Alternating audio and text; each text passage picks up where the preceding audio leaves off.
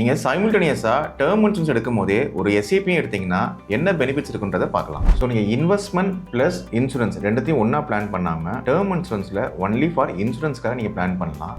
இதோட சேர்த்து நீங்க ரைடர்ஸையும் ஆட் பண்ணிக்கலாம். ஆக்சிடென்ட், டெத், டிசபிலிட்டி ரைடர், அதாவது டெத், டிசபிலிட்டி, டிசீஸ் மூணுமே நீங்கள் டேர்ம் இன்சூரன்ஸில் ஆட் பண்ணிக்கலாம். 1666 rupees வந்து ஏஜ் 25க்கு டேர்ம் இன்சூரன்ஸ்க்காக நீங்கள் ஸ்பெண்ட் பண்ணுறீங்க. எஸ்ஐபியில் 1538 ஸ்பெண்ட் பண்ணுறீங்க. டோட்டலாக 3204 மந்த்லி அமௌண்ட் நீங்கள் இன்வெஸ்ட் பண்ணுறீங்க. 2 crores coverage plus 2 crores wealth கிரியேஷனுக்கு. இதே உங்கள் ஏஜ் 35 இருக்குது, 45 இருக்குது அப்படின்னா ஏர்லி ஏஜ்லேயே ஸ்டார்ட் பண்ணி கவலைப்படாமல் இன்னைக்கு என்ன முடியுமோ ஏஜுக்கு என்ன கவரேஜ் இருக்கோ இங்கே எவ்வளோ பிளான் பண்ண அப்படின்னு பார்த்துட்டு term insurance plus SIP add பண்ணுங்கள்.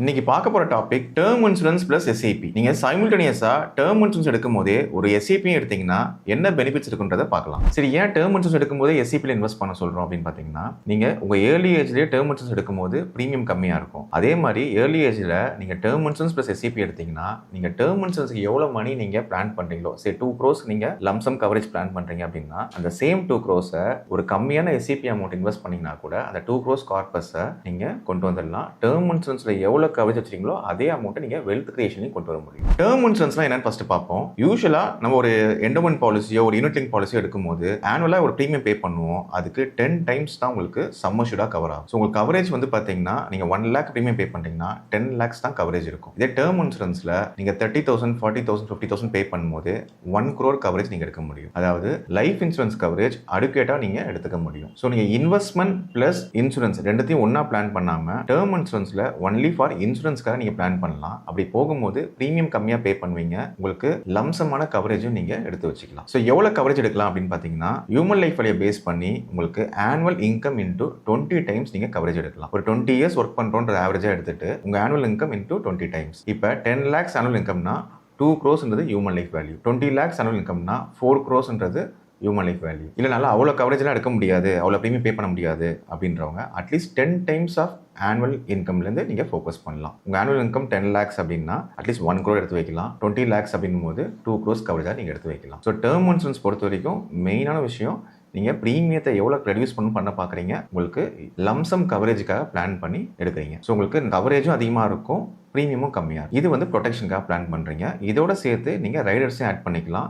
ஆக்சிடென்ட், டெத், டிசபிலிட்டி ரைடர், அதாவது டெத்து, டிசபிலிட்டி, டிசீஸ் மூணுமே நீங்கள் டேர்ம் இன்சூரன்ஸில் ஆட் பண்ணிக்கலாம். டேர்ம் இன்சூரன்ஸில் ப்ரீமியம் எப்படி அரைவ் பண்ணுவாங்கன்னு பார்த்தீங்கன்னா, உங்கள் ஏஜ், ஜெண்டர், உங்கள் இன்கம் ப்ரூஃப் கேட்பாங்க. மினிமம் 5 lakhs ஆனுவல் இன்கம் இருக்கணும், இல்லை 7.5 lakhs ஆனுவல் இன்கம் இருக்கணும் சில கம்பெனிஸில். இப்போ எக்ஸாம்பிள் ஏஜ் 25, 35, 45 ஒரு நான் ஸ்மோக்கர் அப் டு அவங்க 65 years வரைக்கும் டென்யூருக்கு எடுக்கிறாங்க, ரெகுலராக பே பண்ணுறாங்க அப்படின் போது என்ன ப்ரீமியம் வரும்னு பார்க்கலாம். 1 crore வெல்த் கிரியேஷன் பிளான் பண்ணுறாங்க, 1 crore டேர்ம் இன்சூரன்ஸ் ப்ரொடெக்ஷனுக்காக பிளான் பண்ணுறாங்க. ஸோ ரெண்டும் சைமல்டேனியஸாக எடுக்கும்போது எவ்வளோ கட்டணுன்றதை பார்க்கலாம். இது ப்ரீமியம் வந்து பார்த்தீங்கன்னா ஒரு 3 companies லோயஸ்ட் ப்ரீமியத்தை ஆவரேஜ் எடுத்து தான் காமிச்சிருக்கேன். ஆல்மோஸ்ட் நீங்கள் ஏஜை பேஸ் பண்ணி நீங்கள் செக் பண்ணிங்கன்னா மேட்ச் ஆகும். இப்போ 1 crore some assured, age 25, 40 years tenure எடுக்கிறாங்க, அதாவது 65 years அவங்களோட 65 years வரைக்கும் கவரேஜ் எடுக்கிறாங்க. ஸோ டேர்ம் இன்சூரன்ஸ் பொறுத்த வரைக்கும் 833 per month பே பண்றாங்க. எஸ்ஐபியில் 716 per month பே பண்றாங்க.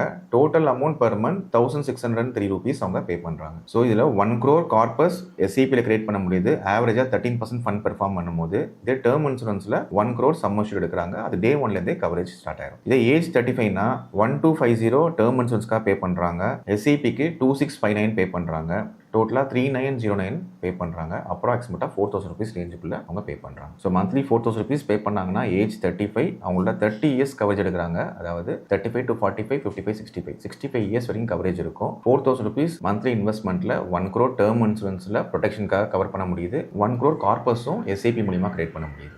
சேம் 13% ஃபண்ட் பெர்ஃபார்மன்ஸில். இப்போ ஏஜ் 45 அப்படின்னா 2083 rupees டேர்ம் இன்சூரன்ஸ்லையும் எஸ்ஐபியில் 9629 rupees இன்வெஸ்ட் பண்ணுறாங்க. டோட்டலாக 11,712 rupeesல உங்களுக்கு 1 crore எஸ்ஐபியில் கிரியேட் பண்ண முடியுது கார்பஸா.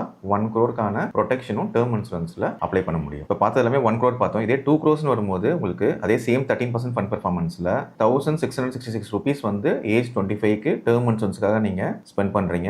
எஸ்ஐபியில் 1538 ஸ்பெண்ட் பண்ணுறீங்க. டோட்டலாக 3204 மந்த்லி அமௌண்ட் இன்வெஸ்ட் பண்றீங்க. 2 crores coverage plus 2 crores wealth கிரியேஷனுக்கு. ஏஜ் 35னா 2500 rupees நீங்க டேர்ம் இன்சூரன்ஸ்க்காக ஸ்பெண்ட் பண்றீங்க. எஸ்ஐபி per month 5317 ஸ்பெண்ட் பண்றீங்க. Total 7817 total per month every month நீங்க எஸ்ஐபி ப்ளஸ் டேர்ம் இன்சூரன்ஸ்க்காக ஸ்பெண்ட் பண்ணுறீங்க. இதே ஏஜ் 45னா 4166 டேர்ம் இன்சூரன்ஸ்க்கும் எஸ்ஐபிக்கு 19,259 rupees ஸ்பெண்ட் பண்ணுறீங்க. டோட்டலாக 23,425 rupees வந்து நீங்கள் மந்த்லி ஸ்பெண்ட் பண்ணுறீங்க. சேம் டென்யூர் 65 இயர்ஸ் வரைக்கும் தான் கவரேஜ். ஏஜ் 45னா 20 இயர்ஸ் கவரேஜ், ஏஜ் 35னா 30 இயர்ஸ் கவரேஜ், ஏஜ் 25னா 40 இயர்ஸ் கவரேஜ் உங்களுக்கு. ஸோ நீங்கள் 2 crores கார்பஸ் கிரியேட் பண்ணாலும் இதே இயர்லி ஏஜ் ஸ்டார்ட் பண்ணுறீங்க. ஏஜ் 25னா 3,000 சம்திங் தான் பே பண்ணுறீங்க.